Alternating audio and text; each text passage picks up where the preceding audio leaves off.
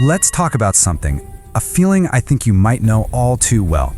It's about that brilliant, beautiful light you showed to the world, and the deep, private darkness you feel when the show's finally over. I think I know your secret. Everyone just loves you, right? You're always the life of the party, the one with the quick wit, the one who makes everyone feel seen, the one who just seems to glow. When you walk into a room, you can feel it. The energy just shifts. You're absolutely electric. But I also know what happens after the last person leaves. The moment you close your front door and that wave of silence just rushes in. And you don't just feel tired, do you? No, you feel extinguished, like a switch has been flipped. There's this terrifying, hollow feeling right in your chest. And in that quiet, that's when the question hits. It echoes in your head. Does anyone actually like me for me? Or do they just like the show I put on? And that thought, man, that thought is just devastating. But what if I told you there's a name for this? That this isn't just some random flaw in your personality, but a whole framework for understanding why you feel this way. In traditional Chinese medicine, this entire experience has a name. It's called the fire element. And here's the absolute key to understanding it. Just think about it for a second. Water can sit in a cup, a rock can just be a rock, but fire is different. Fire cannot exist by itself. In order to even exist, it has to consume something. It needs fuel.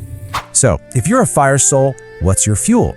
It's not wood, it's not paper. Your fuel is validation, it's attention, it's connection.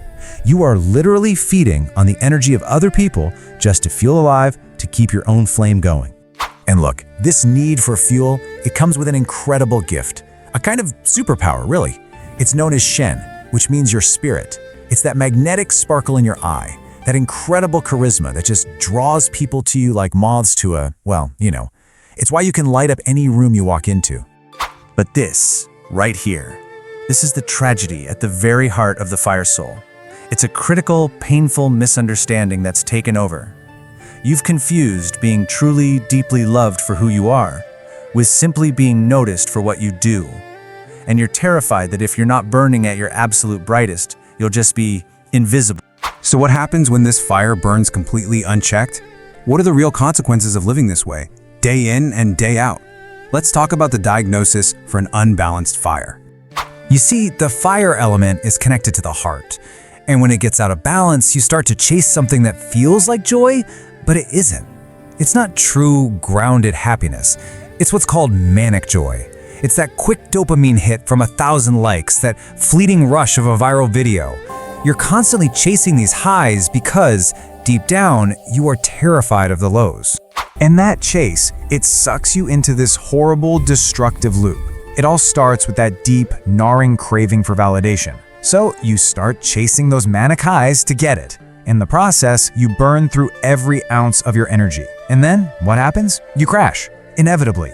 You feel completely extinguished, which just makes you crave that validation even more. And the whole cycle starts all over again. There's this metaphor that it hits the nail on the head. You are burning your own house down just to keep the neighbors warm.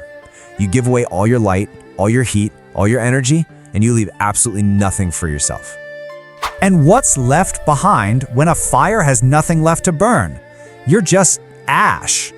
So all of this whole cycle, this feeling, this elemental nature, it all leads to one final, unavoidable question. It's probably the one that has you staring at the ceiling at 3 in the morning. If the lights went out, if there was no audience, no applause, if there was absolutely no one watching, would you still know who you are? Learning to answer that, learning to be your own source of warmth, that's how you begin to find your way back.